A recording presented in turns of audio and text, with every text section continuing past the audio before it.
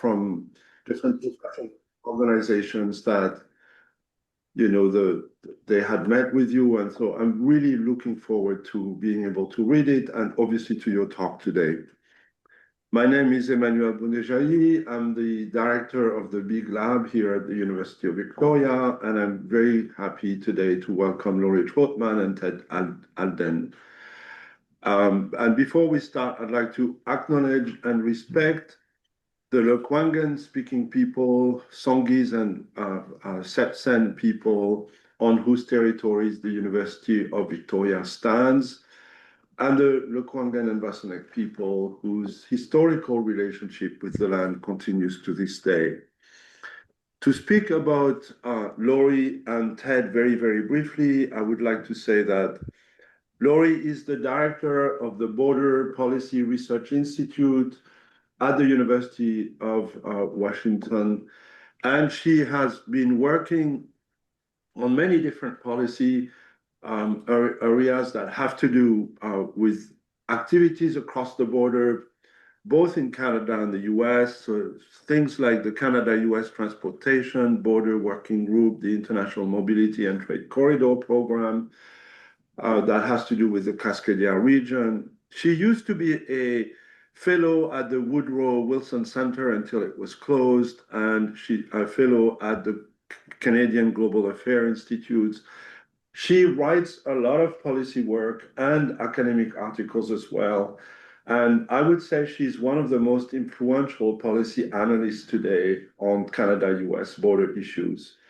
And she partnered with somebody who has worked for the Council of Foreign Relations, Ted Alden, who has worked and lived in Canada, but was born in the US, but knows the country extremely well as well, and who's a professor at the University of Washington, Bellingham, and has published a number of noted books on different difficult issues, I would say, over the years, which, I think is kind of really interesting because he worked on economic issues, he worked on the US skill and leadership activities, he worked on issues across the border that had to do with security issues and so on and so forth.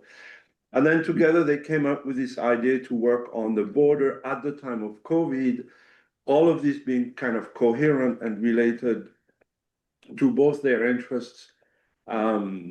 So I think we have here something quite extraordinary, a critical review in a way of decisions that were made under pressure between Canada and the US, with the two countries in a way having difficulties to adjust to the crisis, but also in a context because they look beyond Canada and the US border. And so they put this in perspective, and I think that's really very important and fascinating. I'm very grateful to both of them for taking the time to present their book and to discuss it with us today. And with that, the floor is yours. Thank you. Laurie, are you starting? Okay. Yes, I'll start briefly. Thank you, Emmanuel, for the introduction. Thank you to everybody who is joining. As Emmanuel mentioned, I am Laurie Trautman, the director of the Border Policy Research Institute at Western Washington University. I can almost sometimes see Victoria from where we are in Bellingham. We are neighbors and we're quite close. So I'll just give a little bit of a background on kind of my involvement in the book, and then I'm going to hand it over to Ted for his perspective, and he'll walk through the next few slides. So as Emmanuel mentioned, I run this research institute, and our main focus is the Canada-US border, and particularly border policy. And overall, the mission of that program is to conduct policy relevant research to inform narratives, to inform policymakers, to help make the border work better. So whether that's transportation, whether that's the mobility of people or environmental collaboration, or even just sort of cross-border governance, that's sort of the bread and butter of what we do. And there's really no other comparable program in the US that kind of focuses on that border from an academic institution's perspective. So when the Canada-US border restrictions were put into place March 2020, 6 years ago, over 6 years ago, I was sort of stunned because at the time I was looking around what was happening with restrictions from China, from Europe, and I had been speaking to a colleague of mine at the Canadian consulate in Seattle, and we were starting to get some media inquiries. Do you think this could happen on the Canada-US border? And we both sort of joked about it, and we both thought, no, no, Canada and the US, we'll keep the border open. We'll figure out, some parameters. But we did not expect to see what happened over the next essentially 2 years, depending on, how you mark the end of those border restrictions. So when the border restrictions were put in place between Canada and the US, particularly for me, because that's my main focus, it was sort of like the 9/11 moment of my career, where all of a sudden there was so much to understand and there was so much we didn't understand. And we really tried to be involved as much as we could in both understanding the impacts of these border restrictions, largely in this Western British Columbia, Western Washington region, but also in trying to sort of communicate with the public about what these restrictions were, because at the time there was a lot of uncertainty, there was a lot of confusion, and there was very little communication happening directly from the governments in terms of what these policies meant, and they changed very quickly. So we found ourselves sort of in the midst of not just government conversations, but I would be getting emails from just sort of everyday residents on both sides of the border saying, I saw your name in the media. I don't know who else to ask, but I don't know what's going on. And, do you have any information on how long these will last? Because some of these people were desperate. They were desperate to cross the border to see their loved ones. They felt like they had very little understanding of what was happening. And so that was sort of my motivation coming at writing this book, which was Ted's idea from the beginning, and I hadn't written a book before, so I was a little uncertain about going down that road, but it felt like such a compelling and such an important topic to understand and to write about. And we looked around, and we didn't see somebody else sort of doing this work to the same extent. And of course, we wanted to make it broader than just Canada and the US because this was such a global phenomenon. So I'll hand it over to Ted to sort of introduce his relationship to the topic. Yeah, thanks very much, Laurie, and thank you, Emmanuel, for hosting us. So my 9/11 moment was actually 9/11. I worked as a journalist for many years, mostly covering international trade. That's the area that I have worked in the most in my career. I was working as a reporter covering the NAFTA negotiations and the creation of the World Trade Organization. So all that big stuff that was happening in the late 80s and early 90s.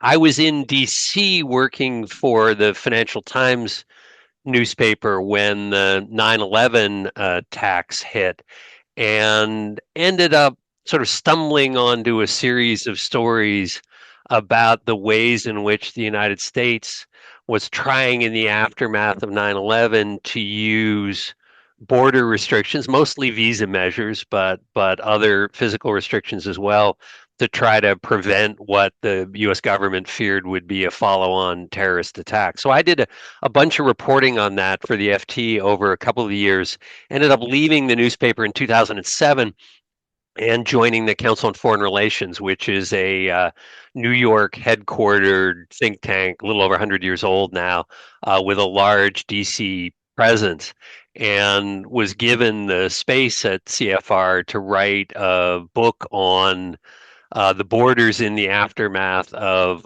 9/11. And the big takeaway there that I think is relevant for this talk is that if you go back to the 1990s, it was in some ways the halcyon days of open borders. There was a conviction in the United States and Europe and Canada and elsewhere that by and large cross-border movement was a good thing. There was certainly concerns over unauthorized migration, but by and large, the belief was that we wanted people moving around the world. We wanted students coming to study in the United States. We wanted tourists coming here. We wanted business people coming.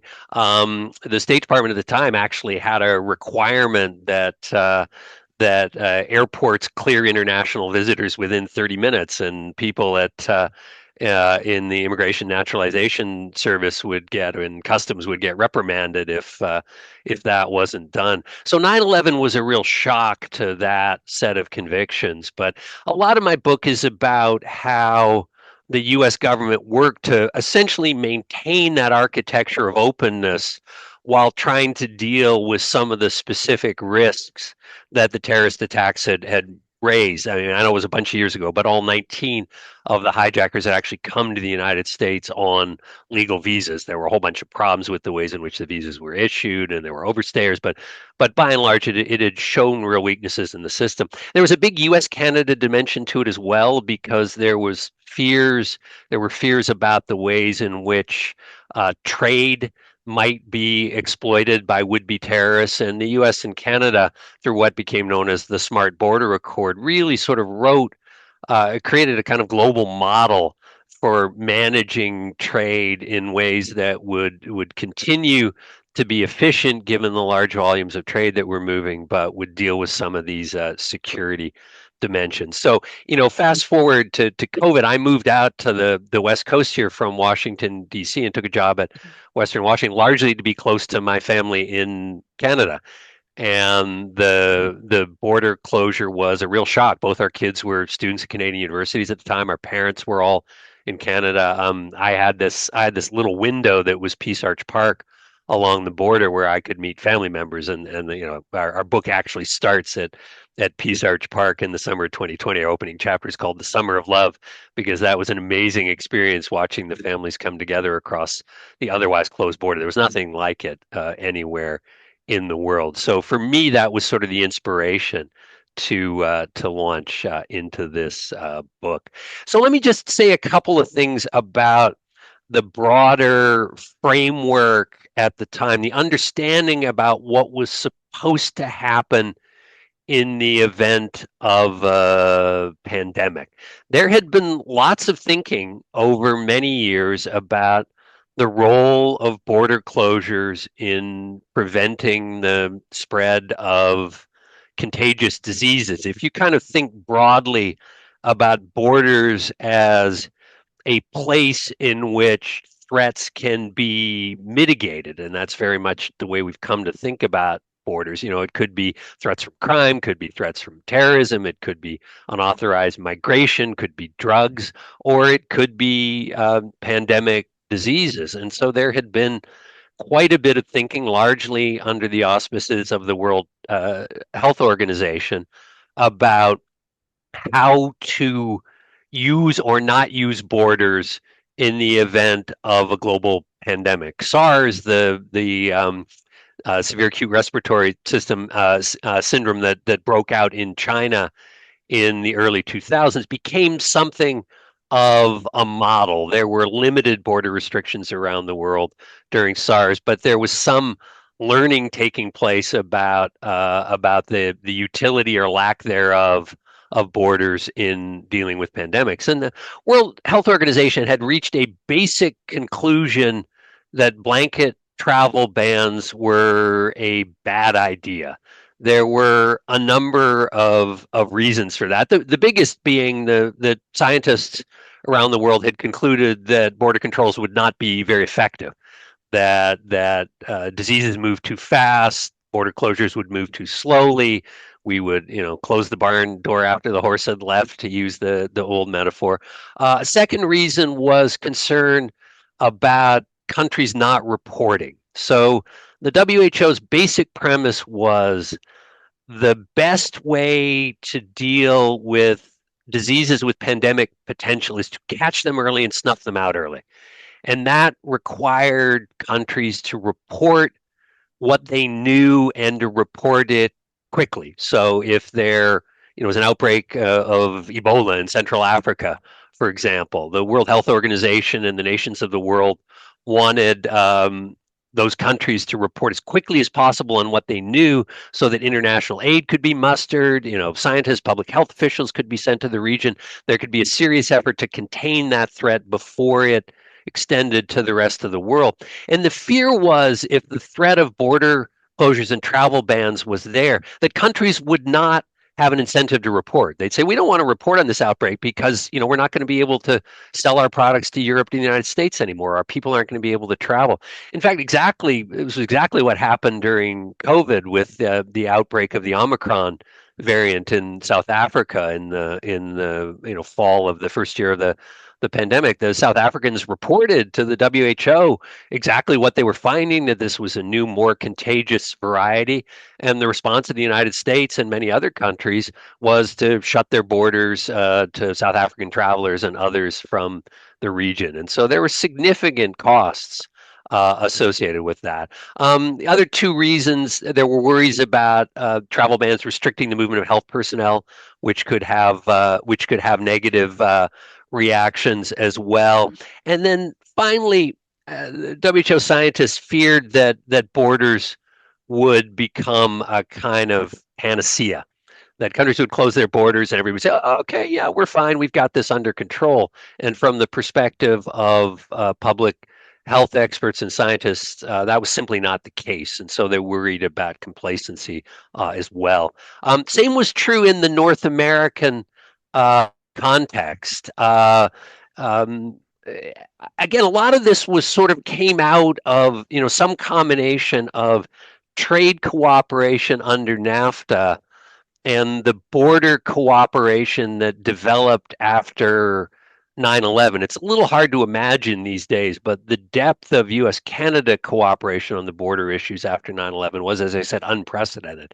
And there was significant US-Mexico cooperation as well. And so there was work in North America on the same question of how to deal with pandemic diseases if they broke out in the North American context. And again, basically the same conclusion that the WHO had reached, that border restrictions might slow the spread of a disease initially if they were put in place rapidly enough, but would not be a panacea. If you look at the European experience, I mean, during COVID, there we go. Thanks, Laurie. If you look at the responses in Europe, and Laurie can talk about this in more detail. By and large, the responses in Europe were more coordinated, closer to the WHO's ideal. But even here in the early days of the pandemic, what we saw was national governments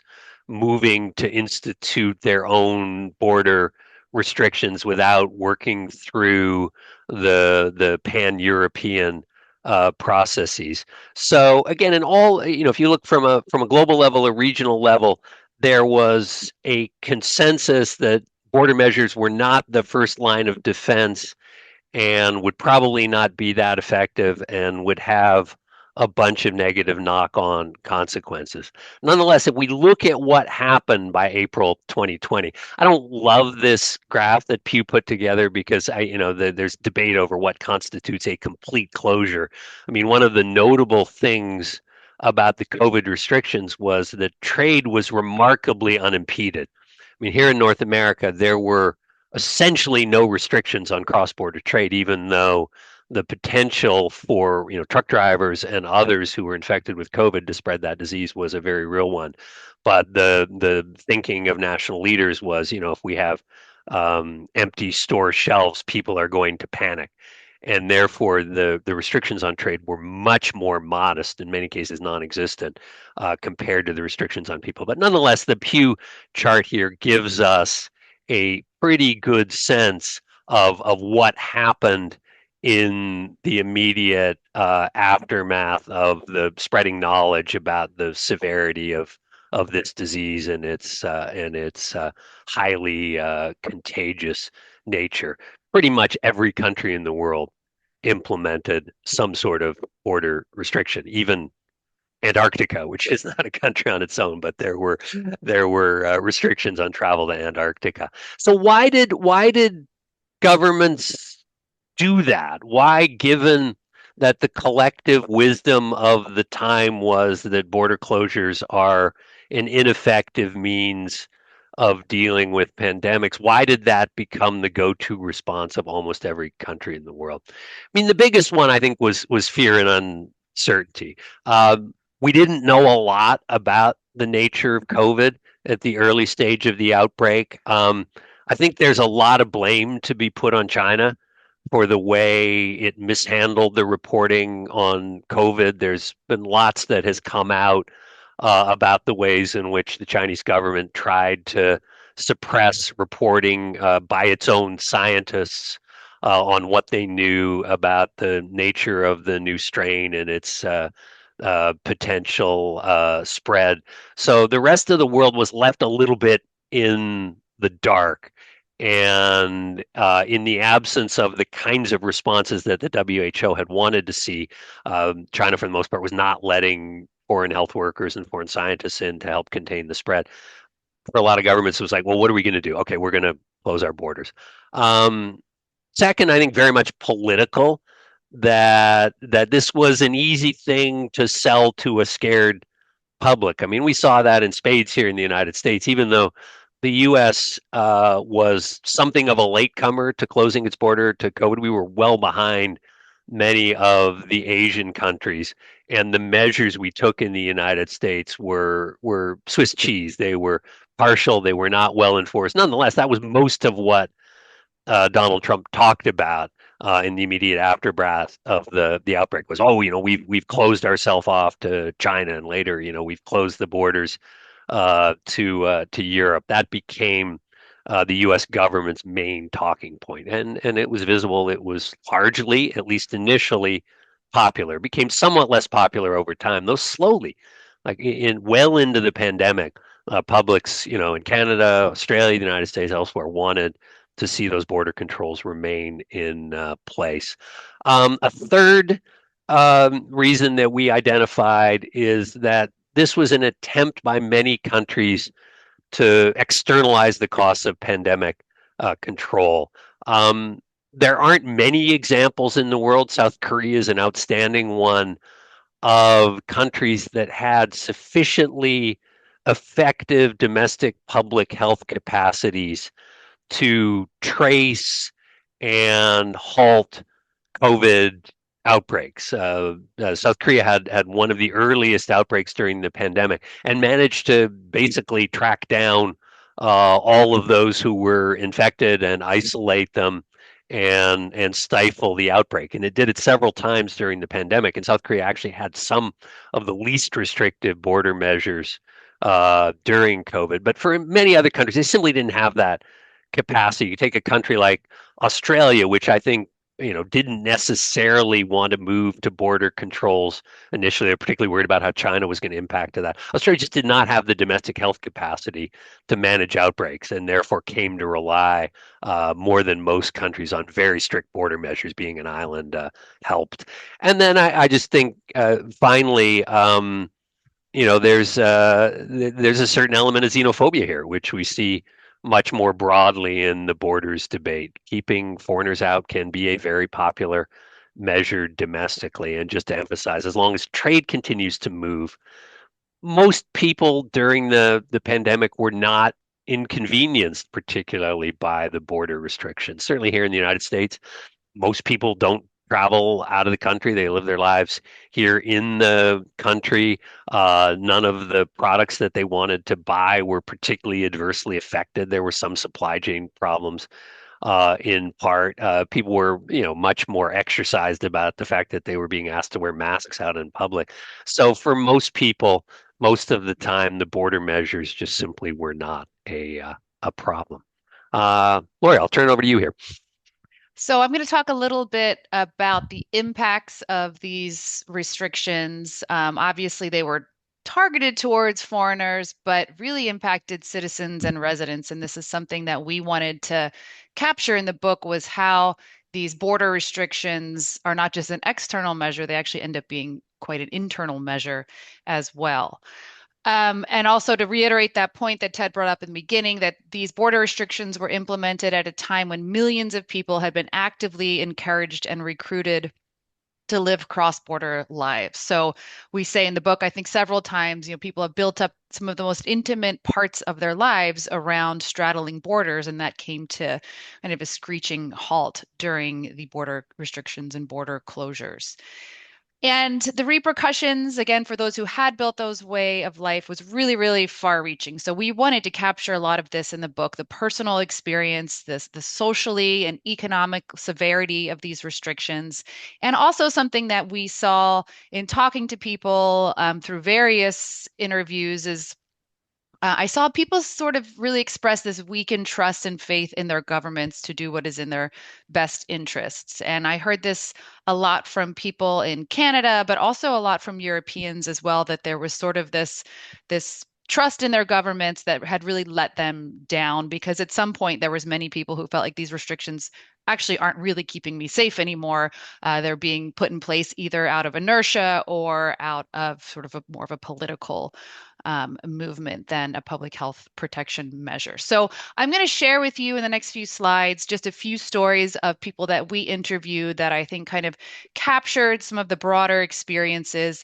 in various different global contexts. So New Zealand was a very interesting case. In New Zealand, when the pandemic hit, there was about 1 million citizens out of 5 million New Zealand citizens who were living abroad.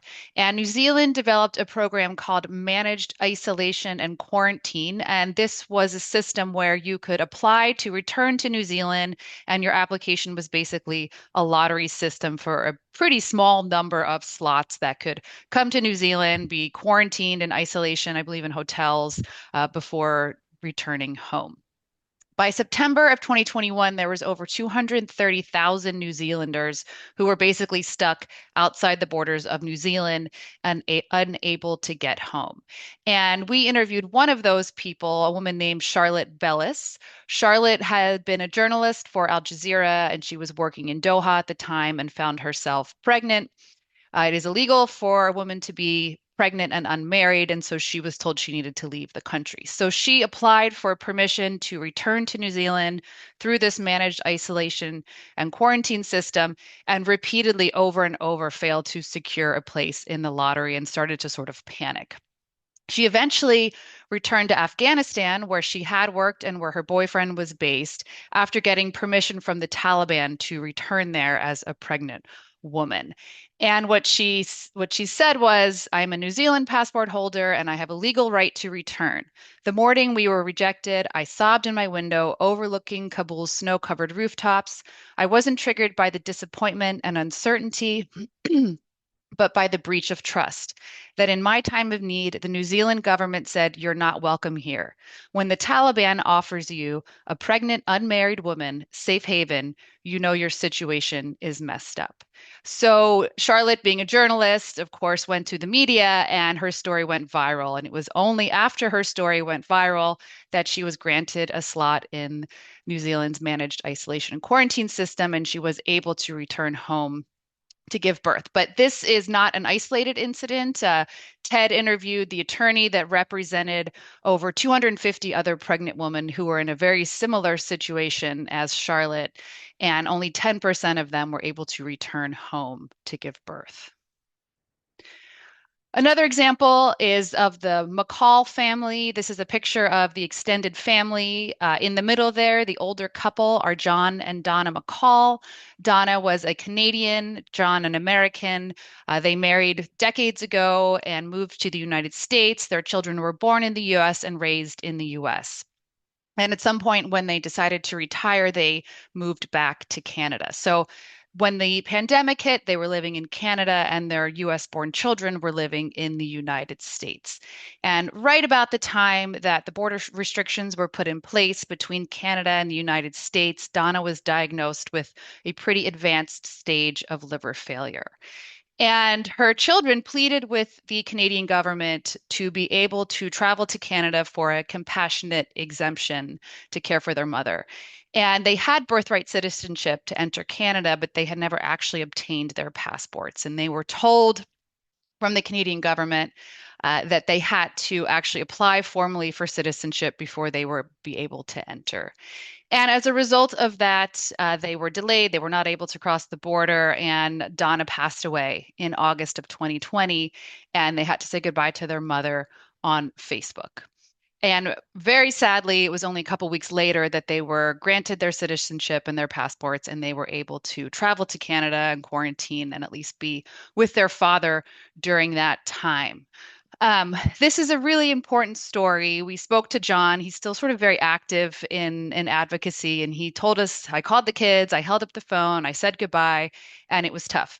I don't want this to happen to anybody else. It's a tragedy that shouldn't have happened. And this story is one that really had a lasting impact because it sparked a movement called Faces of Advocacy. And this was an advocacy group made up of families just like the McCalls who had really experienced this devastating loss from being separated by these border restrictions. And eventually, that group became very politically active and was able to lobby the Canadian government for a compassionate exemption for people to be able to cross the border during this time. And then another example that I wanted to highlight was when Ted and I went to Europe. We spoke to many people along the Norwegian-Swedish border. This is a border that had been passport-free since the 1950s. And we visited this place called Morokulien, which, if you can see from the picture, there's a building there, and there's a line running through the middle of the building, and that's actually the border between Norway and Sweden. And just down the road from this building, there is a peace monument here between Norway and Sweden, very similar to the Peace Arch that we have here on the Canada-US border. And again, the border sort of runs right through the middle of this arch. And so when border restrictions were put in place between Norway and Sweden, many people were shocked. Many people didn't even really know where the border was. We interviewed the woman who worked in this building, and she said people could enter the building from one side, but not from the other. And it was this very chaotic time. People who wanted to sort of be together at this peace monument down the street could still sit on either side of the monument. But if somebody were to cross from, say, the Norwegian side to the Swedish side to use the bathroom, which there was only one bathroom on the Swedish side, and they wanted to return home, they could face a very, very hefty fine for violating quarantine. So some of these things that, looking back, were really problematic and didn't really make sense. And we interviewed one woman, a Norwegian resident, who said, "We haven't had any border for 70 years. Our societies are based on open borders. It's our social fabric. It's been hard to get the national government authorities to see what effect the border has on us who live here. It felt for at least the older people that the border was more closed now than during the Second World War. It caused great harm and sadness among a lot of families. Where I live, they patrolled with guns. You don't see that in Norway. I would never, ever, ever think this would happen." And we were here, what is this, Ted, a couple years, year and a half later. I think it was this late summer of 2022. Yep, that's correct. Yeah. Yeah. And so, these restrictions were lifted much more quickly than they were in the North American context, but people still really, I think, felt a deep sense of kind of loss and sadness that this had happened between, particularly in this context, between Norway and Sweden. And the final example is one of isolated communities. There's several examples of this throughout the United States and Canada. Those of you who are over at UVic will probably be familiar with Point Roberts, which is just this little slice of US territory that was essentially cut off from Canada when the border was drawn along the 49th parallel. And people who live in Point Roberts, as you can see from this map, if they want to travel to Blaine, Washington, for example, they have to cross into Canada, travel through Canada, and then cross the border again to enter the United States. And so for this reason, not only are they very isolated, very dependent on the border, but they're also very dependent on Canadians coming across the border into Point Roberts. And many people here are dual citizens. I'm not exactly sure what the numbers are, but I think the majority of people either are dual citizens or they have family connections on the other side. So this was an incredibly challenging time for Point Roberts. One quick story I will tell is I spoke to a lot of Point Roberts residents during this time and since, but they might be, for example, wanting to cross the border to travel to the dentist in Blaine in the United States. And when they would get to the border to cross into Canada, the officer would say, what's your trip purpose? And if it was an essential trip purpose, they would be allowed to cross. If it was considered non-essential, they would be turned around. So we spoke to people who had, say, dental appointments, medical appointments, and they had to explain to the officer in the booth exactly what those appointments were for. And the officer in the booth at the time would determine whether or not that was considered essential. So incredibly problematic and incredibly unpredictable, which I think was maybe the most frustrating thing of these border restrictions for these isolated communities was they never knew what would happen one day to the next.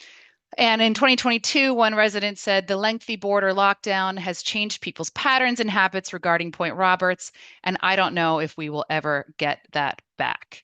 So I think we hadn't gotten that back before 2025, and certainly I don't think we will now. So Point Roberts, I think, is kind of also a lens into how these two nations, Canada and the US, which were trusted friends and allies and are still close trading partners, really failed to sort of find a solution for people like Point Roberts in these isolated communities to enable them to just really get the basic necessities of life and for a really extended period of time as well.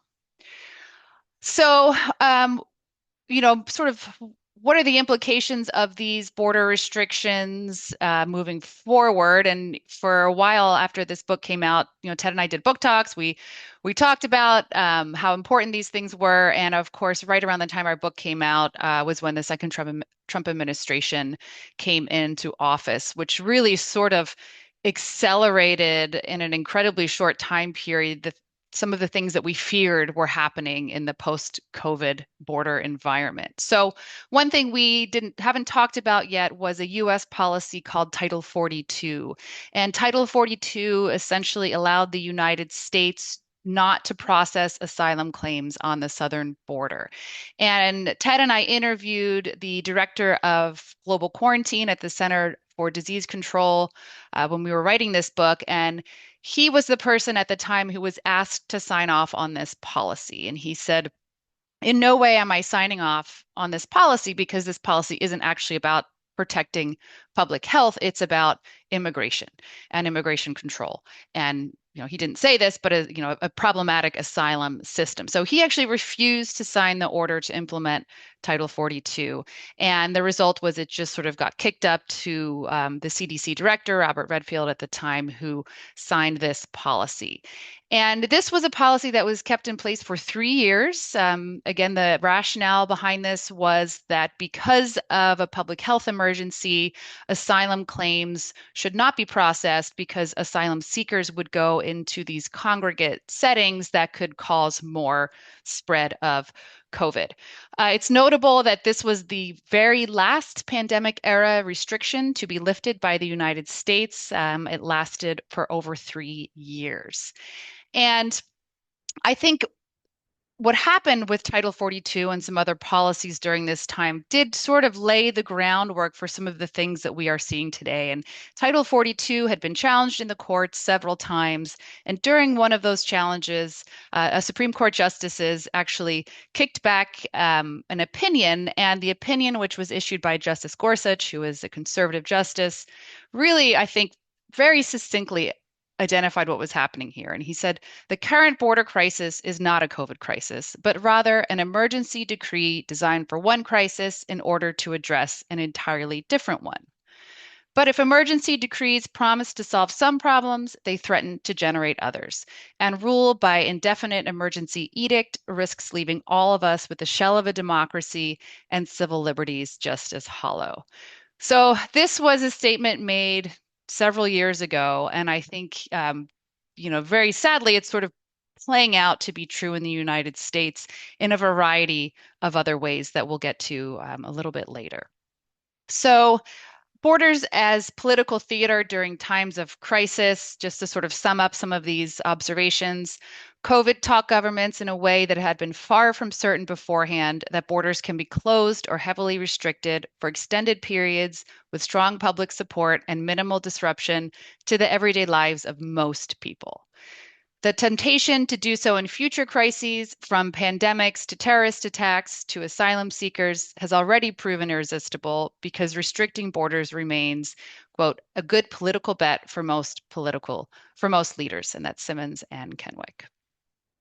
And just to sum it up, we think, and something we argued in the book that we're really actually seeing now, is that COVID accelerated a trend towards the normalization and increasing misuse of borders during crises. And again, we're really, really seeing that in the United States.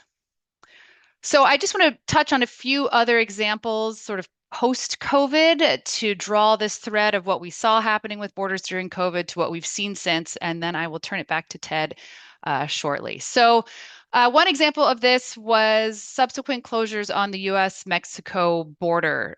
This was really closing the border and closing ports of entry was pretty unprecedented. Even during 9/11, it didn't happen fully. We saw, I think there's one or two examples in the last 50 years of an actual port of entry being closed. And I think that was when JFK was shot. And there was sort of concerns around the US-Mexico border and somebody crossing who might have been responsible. But this was something that happened in late 2023, really out of a response to a rise in regular migration through into Arizona, where this port of entry, Lukeville, was just completely closed for months. And that had a huge impact on, again, not just people who are trying to enter the United States, but those who depend on that border for their everyday lives and their economy. And it also sort of, I think, again, to draw this thread, we saw this increasing fear around border restrictions being used more frequently. And this resident, Puerto Penasco, is sort of the sister town of Lukeville, who said, "We can't let our guard down. I feel that after the pandemic, when it shut down, and now for a second time, I think it could happen again." So there's, again, this sort of maybe normalizing effect of borders during COVID that we're seeing playing out. And of course, it's not just in the North American context, it's very much happening in the European context. Border controls were used by a number of countries in 2015 and 2016 in the result to increase migrant flows throughout Europe. We saw checkpoints put in place, some crossings closed. I think the example of France is particularly compelling because France had some of these controls put in place in 2015 and 2016 and kept them in place for so long that they then justified them during COVID. And we're seeing this again happening where regardless of the Schengen Borders Code, Schengen area, free movement, countries really sort of enacting these border controls in response to these different concerns. And then finally, I think the Finnish border fence is a very interesting example where the land border between Finland and Russia, which is incredibly long, is now the site of a border fence, which started in 2023 and really is in response to a spike in asylum seekers coming from Russia, but also, of course, Russian aggression in Ukraine. And Finland closed all passenger crossing points between Finland and Russia, which had been quite busy for a while.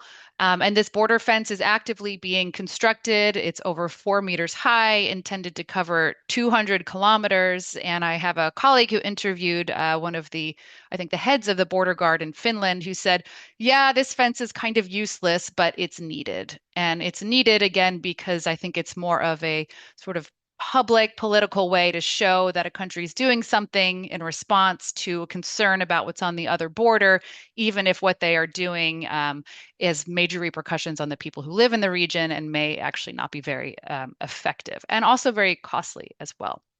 So all of this, I think, again, we're sort of seeing something that I think really took off during COVID, but has since continued, which is this normalization of borders as an emergency response to crises. So I'm going to turn it back to Ted to talk a little bit, not just about the Canada-US example, but I think the US more broadly as well. Sorry, I was muted there because I had some work going on outside the window here.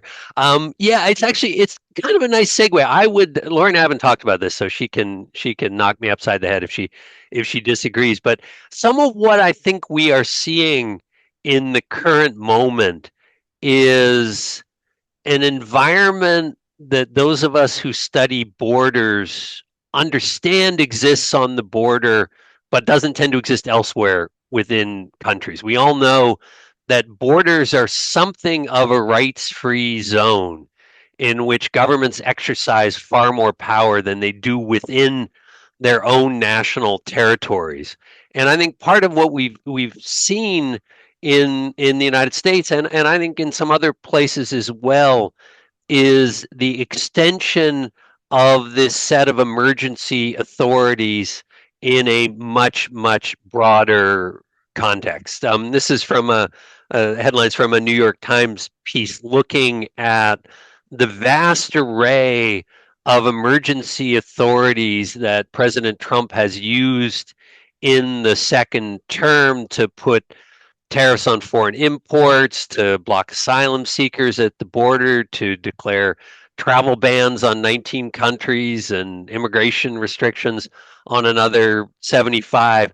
Emergency authority has become the president's preferred go-to source of power for whatever it is he wants to do. And it's a broader discussion than we undertake in the book. But if you look at some of the work on the erosion of democracy around the world, Levitsky and Ziblatt's work out of Harvard University on how democracies die and others, emergency powers are a real loophole in democratic constitutions. Most constitutions understand that there are certain situations in which, for national survival, executive authorities need to be granted outsized powers.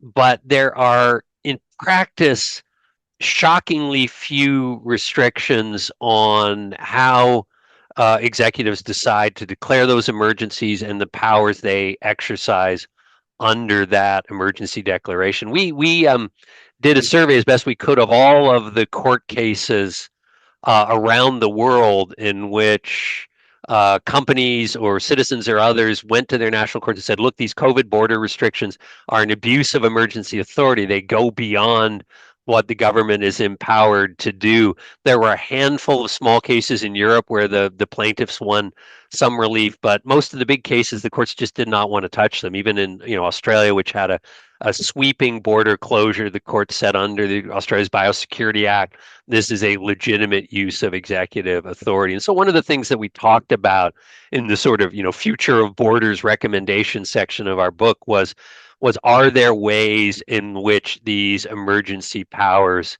can be constrained by legislatures or by citizen activism? I think the answer so far is no. That for the most part, the use of emergency authority has been expanding, and the grounds for it considerably less justified than they were during COVID. If you look at the next slide here, just some of what President Trump did early in his term. His first major trade action was to declare an emergency at the Canadian and U.S. and Mexican borders, and with respect to China, alleging that imports of fentanyl across those borders had created the equivalent of a national emergency here in the United States, and that was sufficient to justify putting 25% tariffs in place on imports from Canada and Mexico if those governments didn't respond to tackle the fentanyl problem at the border. We can we can debate the veracity of those claims, but in practical terms, the courts have not been willing to take that on. The courts have restricted President Trump's tariff authority. The International Economic Emergency Powers Act, that was the basis for this action, has been restricted by the Supreme Court. But interestingly, not on the grounds that this was an inappropriately declared emergency. The courts have shied away from that, have basically said, no, that's in the purview of the executive to decide. The Supreme Court struck down the IEEPA tariffs on the grounds that they were not authorized by Congress, that there was nothing in the statute, which was passed by Congress in 1977, that permitted the president to do such a thing. So the basic scope of presidential emergency authority was at most modestly constrained by that action. If we can go to the next slide here. What do we have? Oh yeah, this is just sort of reiterating what I said in introducing that the executive order that the president used was, a reference to an unusual, extraordinary threat, national emergency that justified that response. And this slide gives a little more details on the scope of presidential emergency authority. But I really think the broader point for this talk is that the tools for constraining executive action at the border are extremely limited. I mean, this is an area in which courts have generally been deferential. Emergency authorities are not, border controls are considered to be fully within the purview of the executive branch here in the United States and executive authorities in other countries. And so the scope for restricting that, I'm afraid, has been unfortunately small. I mean, we have, again, as I said, a number of recommendations in the book about how more reasonable restrictions might be put in place on the use of border closures in future pandemics and other types of situations.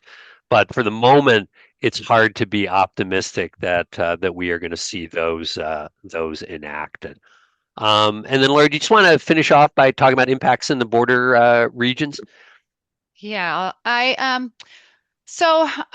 realize that some of what's in here in this end is sort of a bit of a departure from the book. But it's hard to, again, I think COVID was something that a lot of people have forgotten about. They don't want to talk about. Strangely, the sort of 5-year anniversary of the COVID restrictions kind of came and went last year. Partially, I think that was because after the inauguration of the Trump administration, the media was very distracted, but there hasn't been a whole lot of reflection, I think, on why this still matters. And what I've been really trying to do lately is kind of, again, pull some threads from the book, pull the things that we saw happening during COVID with borders to help us better understand where we're at today. And I think one thing, particularly in the Canada US case, is that after 9/11, Canada and the US really came together from a border policy perspective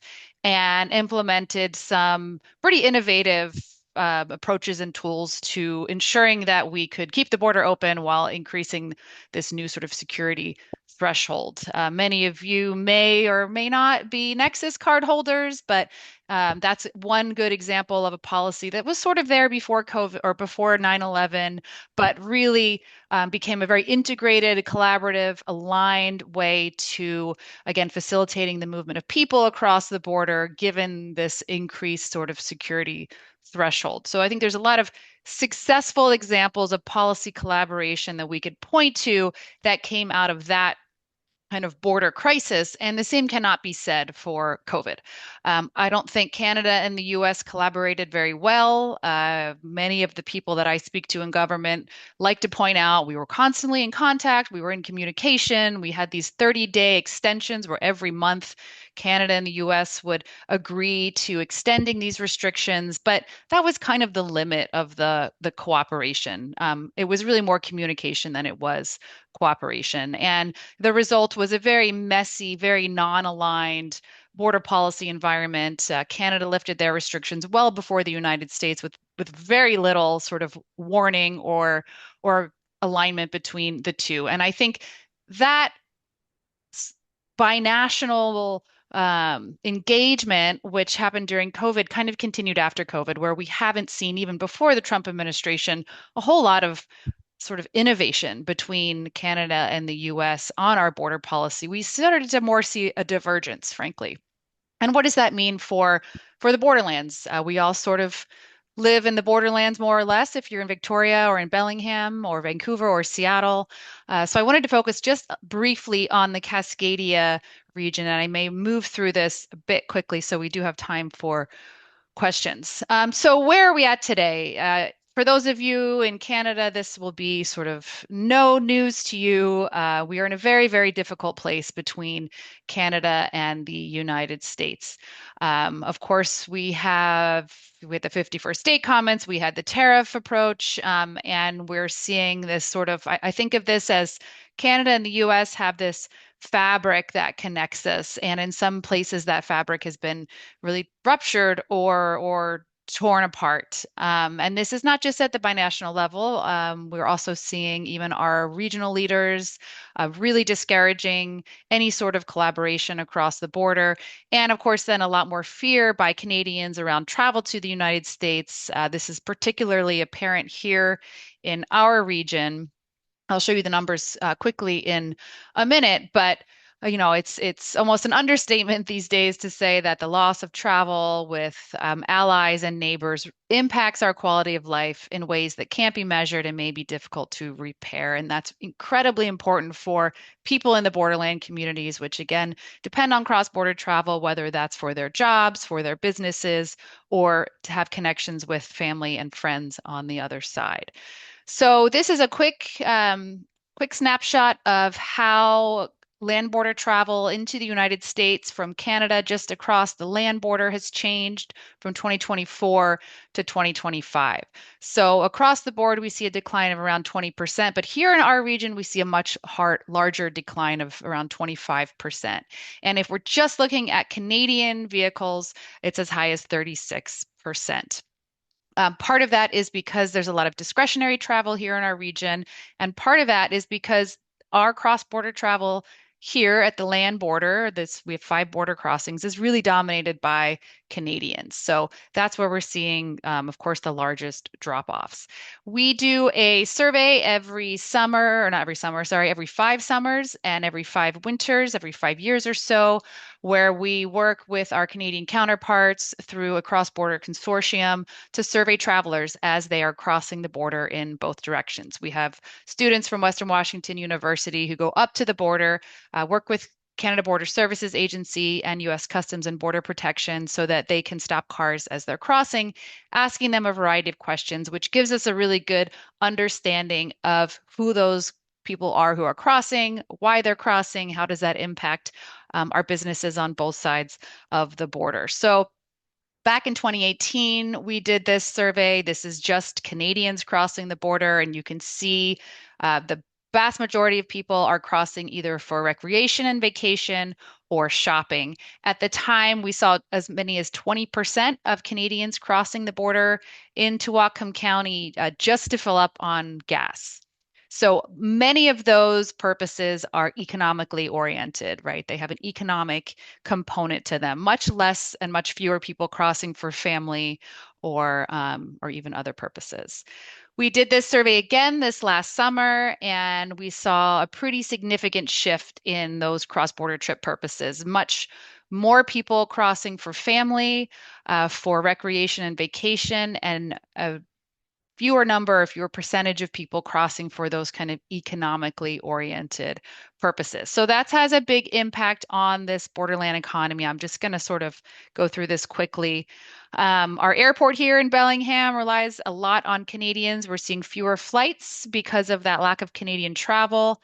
Of course, retail and shopping is an issue, but also for the people of Point Roberts, again, who are pretty much completely isolated from the United States, many of them dual citizens and Canadians themselves, but seeing fewer people enter Point Roberts, and people that are saying it's actually worse than COVID now. And I'll just sort of wrap up this part by pointing out, it's easy for us to talk about the economics, but this change in our cross-border connections really has impacts well beyond economic considerations to our regional resiliency, because we do collaborate typically a lot in this region, and it really matters for a lot of different ways in our quality of life. This is a picture here of the world's first electric seaplane, which is a collaboration between Harbor Air, of course, a Canadian company, and a U.S. Electrical motor company in Everett, Washington. So, by being able to work together and rely on our comparative advantages, we do a lot of really cool, innovative things that improve the quality of life, not just here, but in other places as well.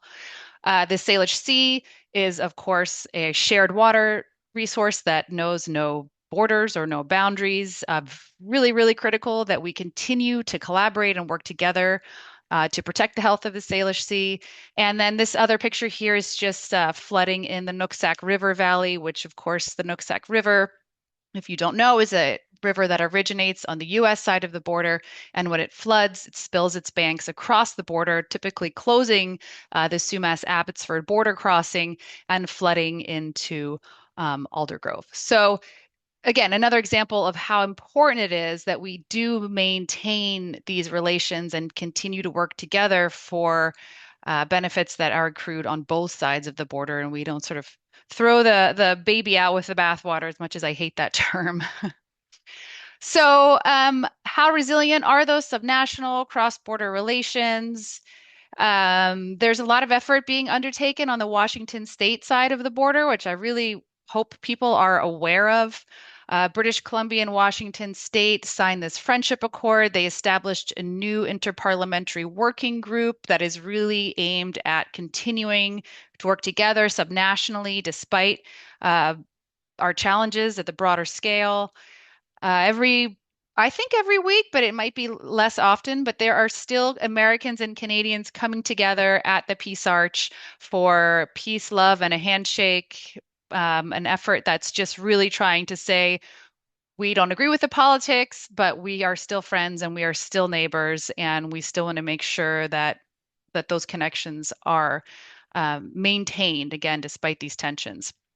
But much of this is getting harder. Just a couple weeks ago, British Columbia adopted permanent daylight savings time. So for half the year, British Columbia and Washington State are going to be on different time zones. So something fairly mundane, but actually I think pretty challenging for those of us who are trying to continue to promote cross-border cooperation. So I'm going to breeze through here because I think it's a little sort of beyond the scope of the book. And Ted, I'm going to hand it back over to you to conclude. So we have time for questions. Unless he stepped away. No, I'm here. Sorry about that. Okay. Just had a momentary distraction.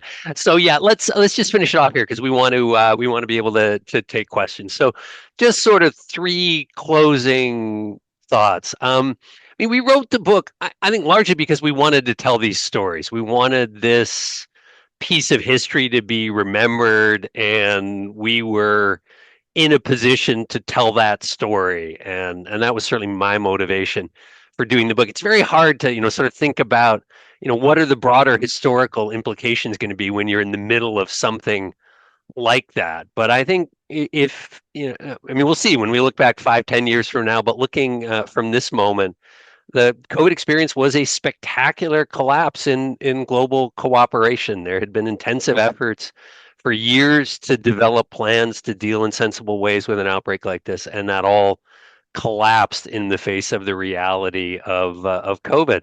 And that failure, I think, reinforced the populist narrative. I'm not even sure populism is the right term here. We can debate that, but the narrative about the costs and limits of global cooperation and strengthen arguments for greater self-sufficiency within tighter national borders, not just in the United States, but in many other places. And then finally, and we touched on it a bit here in the presentation, but only a bit, if we talk about what's going on in immigrant communities here in the United States, for asylum seekers across the world, the costs of these nationalist alternatives have been extraordinarily high. Are they high enough to change the politics? Not so far, but perhaps they will be. So why don't we stop there? And I think we're happy to take questions either about the specifics of the book or more broadly about where we stand today on some of these border control issues. Yeah, and I'll just add one more thing. I think, as Ted mentioned in the end of the book, we sort of look at what are the solutions? Is it limits to emergency powers? Is it the court system? And the takeaway from that was it's really everyday citizens and people in communities where the border really matters. And I think that's a little bit where we are today with Canada and the United States.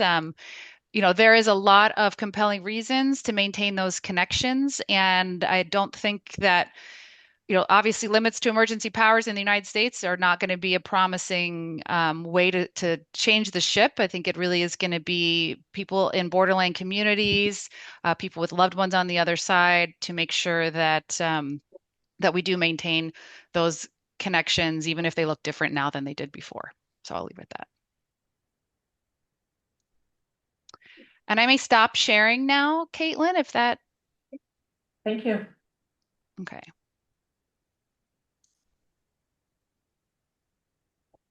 Okay. Now, can you hear us online? Laurie and Edward? Okay, Ted. All right, so we'll open it up for questions then. Do we have one in the chat already or not? I think that was just Nick saying goodbye. Okay. Yeah. Okay. Okay. Anyone in the room? So anybody that has a question online, please just signal it to us. And please engage, because it's kind of nice to be able to ask questions. Any question is good question. I'll start with one here in the room because I have one. Go for it. Please, Kalpana. Maybe you introduce yourself very briefly so Laurie and Ted know who you are. Hi Laurie, hi Ted. Ted. Sorry. My name is Kalpana and I am a fellow with Borders and Globalization. I'm doing my PhD in the School of Public Administration. I study India-Nepal border primarily. And yeah, I really look into people-to-people connection on the borders. My question was, therefore, to Laurie. At one point, you pointed to the patterns and habits of people living around Point Roberts changing. Could you elaborate on what were these patterns and habits, and in what ways has it changed? And why is going back so difficult? Or, that's something that you pointed out in your presentation. And the other thing is a little about to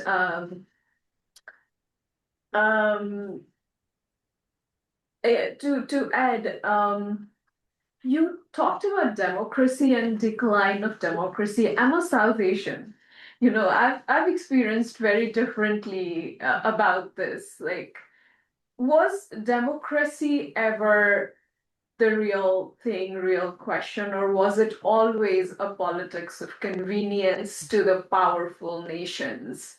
Be it one in the region or someone that's a little further away from the region with great interests in different regions, and has that convenience just aggravated at this point of time with all kinds of wrong leadership in places, like not just one, but pretty much everywhere.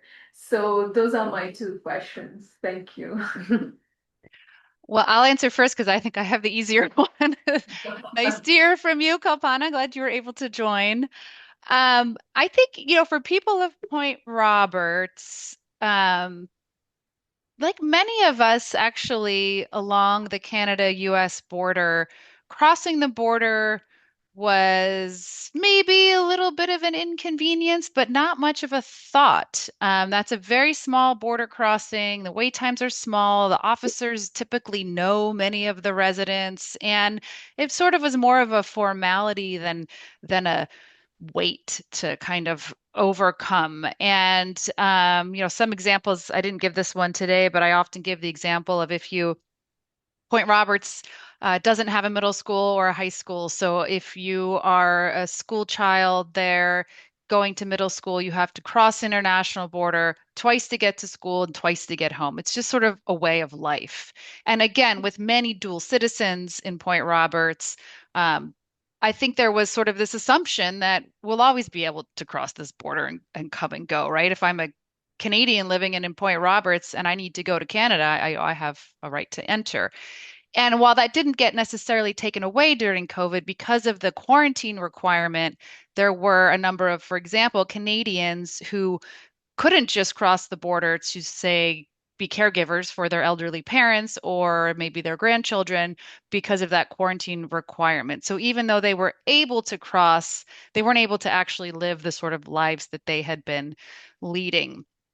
So Point Roberts, there was this designation by the Canadian government of trans-border communities. At some point this happened, I can't remember exactly when, where they said, if you're in one of these isolated communities, Hyder, Alaska and Stewart, BC is one example, and you have to cross the border for a necessity of life, then you can be allowed to cross and you're not subject to this sort of essential, non-essential or quarantine requirements. And what happened in Point Roberts was, uh, I guess it was Global Affairs or Public Health Agency, I'm not sure exactly what the entity was, said because Point Roberts had a grocery store, people there didn't have to cross the border for their essentials of daily life.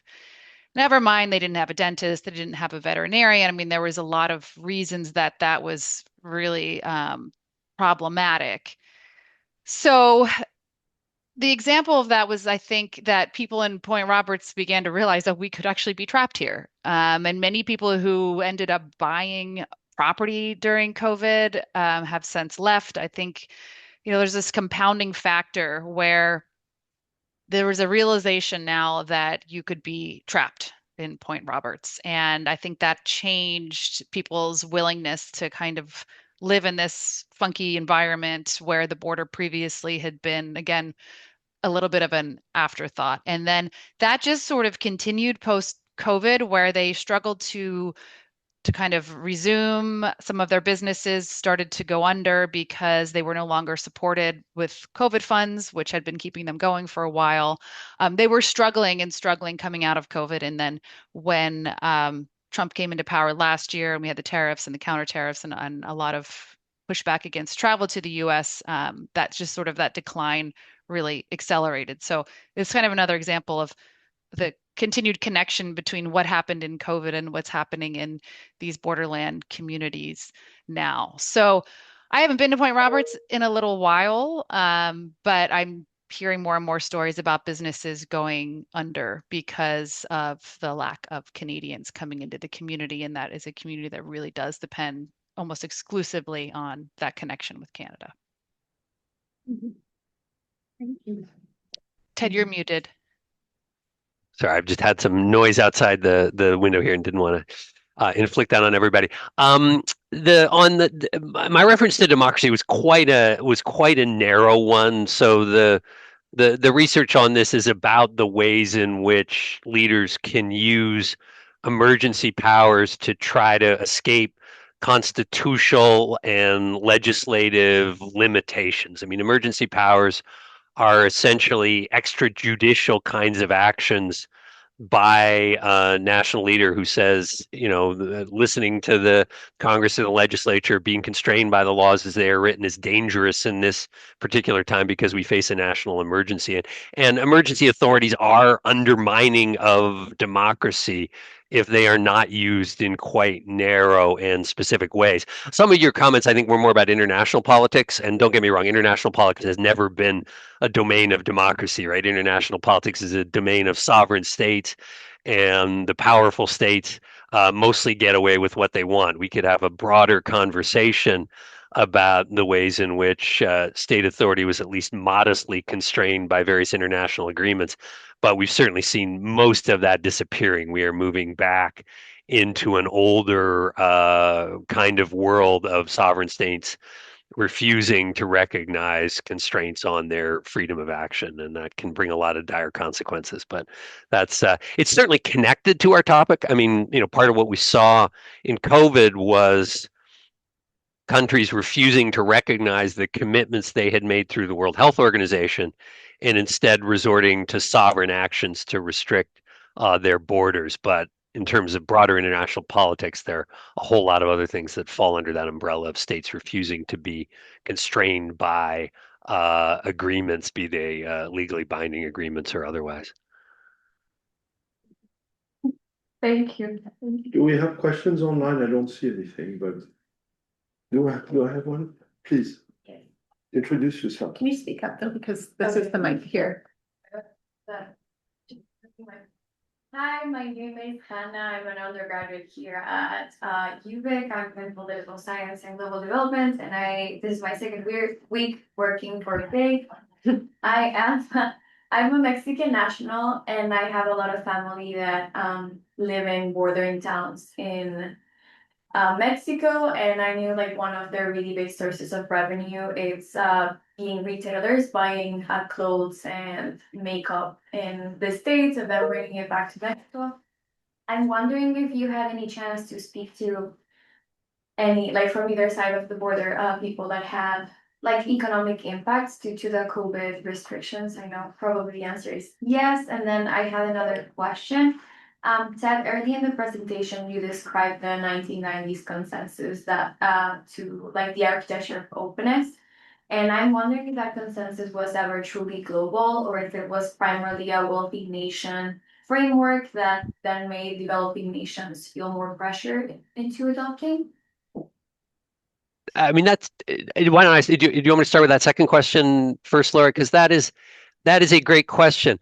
I mean, I would argue that it was reasonably close to being global in the 1990s, and some of that had to do with the collapse of the Soviet Union and other societies that had embraced a more closed model. I mean, you know, anytime you make generalizations like this, there is a risk of over generalizing. But you know, if you look at the situation between the United States and Mexico, there was the beginnings of a rumbling of a backlash in the 80s and 90s. But by and large, the driving force at the time was greater integration, right? It was the negotiation of NAFTA and the desire to bring the economies of those two countries closer together, and the efforts to deal with the movement of people were much more modest. I mean, you saw initiatives to restrict in California and other places, but by and large, in North America, the driving force was global integration is good, regional integration is good. Governments are working towards that end. You saw it in the travel statistics around the world. If you look at developing countries, in my class here, I teach Richard Baldwin's work. And Richard Baldwin talks about the development of technologies that allowed developing countries, not all developing countries, but many developing countries, including Mexico, to play a much more consequential role in the global economy than they ever had before. It was in connection with, you know, US and European and Japanese multinationals, but these countries became major manufacturing locations selling their products across the world. And to make that work required a degree of openness. You know, business people, buyers needed to move in and out, executives needed to move in and out, goods obviously needed to move relatively freely across borders.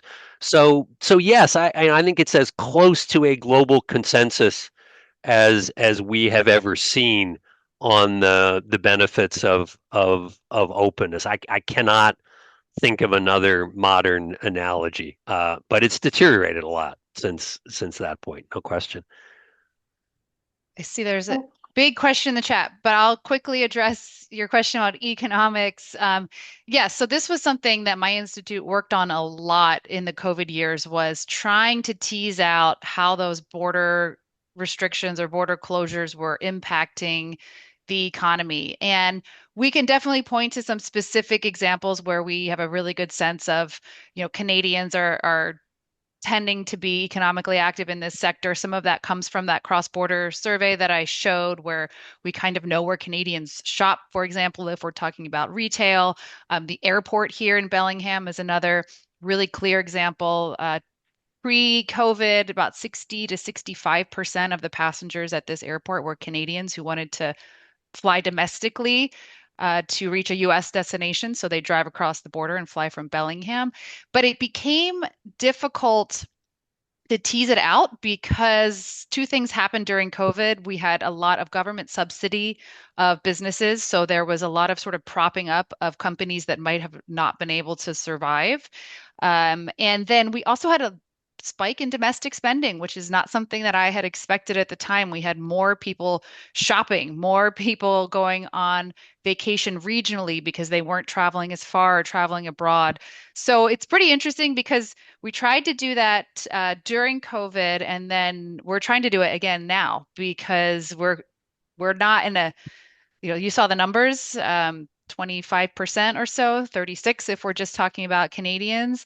That's not as much of a drop as during COVID, of course, but it's a significant enough drop that we're looking back to kind of some of the studies we did during COVID and trying to understand what's happening now on our economy only without an increase in domestic spending because of inflation and uncertainty, and without those government subsidies. So in a way, the economic impacts are, depending on the sector and the place, maybe even a little bit more severe now. But I'll just close in saying that it's what we did see was certain sectors of the economy are more dependent on the border, and certainly certain places. So any of those border communities, particularly on the US side, they're quite small in Washington. They're rural communities that have kind of built up an economic model around a functioning border. Those are places that are definitely seeing impacts, and again, seeing some businesses close because of those impacts.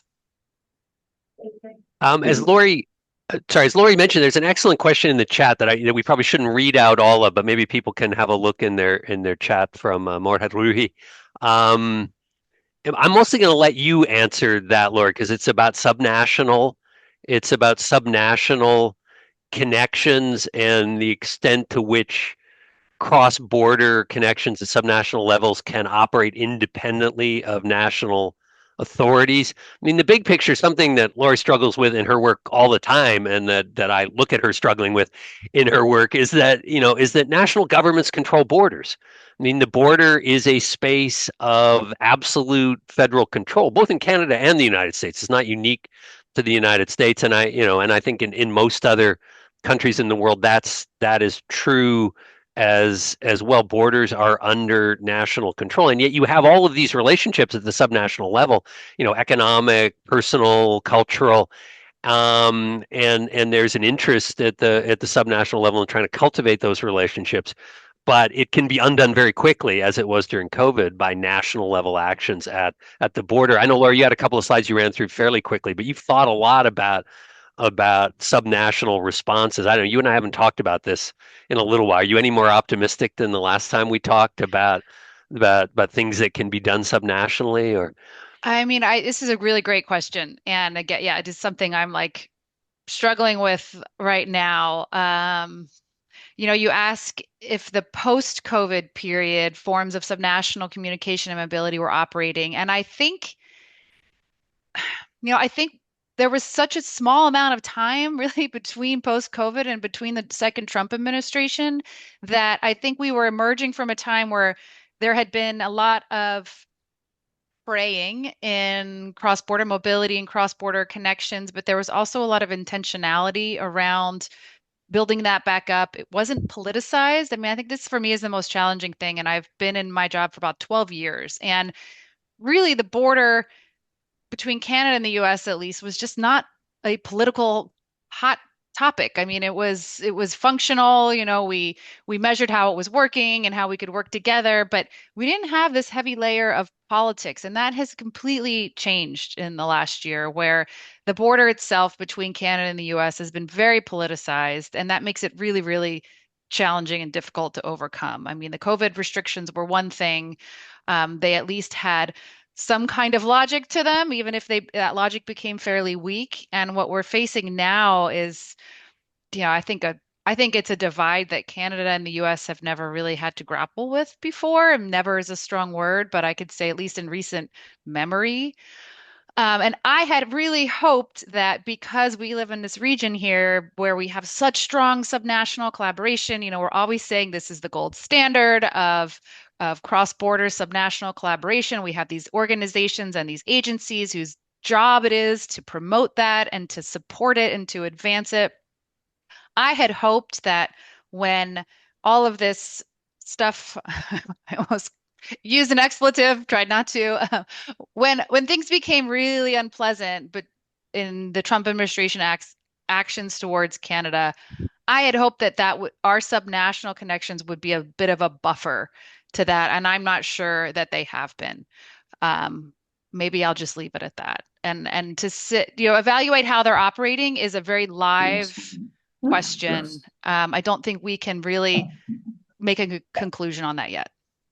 If I could add just one more thing, you mentioned your work on the Iran-Iraq border, which I know nothing about. I would suspect that is a reasonably heavily fortified and controlled border given the relations between the two countries. But one of the things that was true for a long time here in North America and in many other parts of the world is the border just wasn't very well controlled, right? I mean, if you look at the history of the US-Mexico border, people move freely across that border for work for many, many decades. It's been a very modern project to try to bring that border under national control. Same at the US-Canada border. I mean, a lot of it was managed subnationally because mostly the federal governments really didn't care, right? They weren't worried about it. They didn't see any security threats. They just, it's fine if people are moving back and forth. And they're certainly becoming fewer, but there are still parts of the world, obviously, where borders are not well controlled, and so these subnational relationships can flourish more because there's essentially nobody at the national level telling them that they can't do that. But one of the things that COVID showed was national governments have improved their capacity to control borders quite dramatically. I mean, the China chapter in our book is probably the quintessential case of that. Extraordinary. I mean, you just have to admire it at a sheer technical level, what the Chinese were able to do at their borders during COVID. Whether you admire it, whether it was necessary, there were a lot of negative consequences, but it was an extraordinary technical feat. And the Chinese didn't just allow trade in and out. They were inspecting everything that was coming in these shipments, and they managed to do it with extraordinary efficiency. So we have seen some of it as a function of modern technologies that national governments have extended their control over borders in quite dramatic ways. And I think, unfortunately, that shrinks the space for subnational cross-border cooperation. We have one last question online. Great. If you'll take it. Elida, do you want to unmute and maybe turn your camera on if you're comfortable and ask? Hello, for sure. Sorry. Okay. Hi. Thank you so much for your presentation. My name is Aleda. I was an undergraduate student at the University in Political Science and Global Development Studies, and I took a course a few terms back through the Institute. So I received an email about this webinar, and I thought that it was going to be a great learning opportunity because right now I am doing some research on the temporary foreign worker program in Canada and just looking at different policies and different moments in time that has really impacted the shape of the program. And obviously COVID is one of those.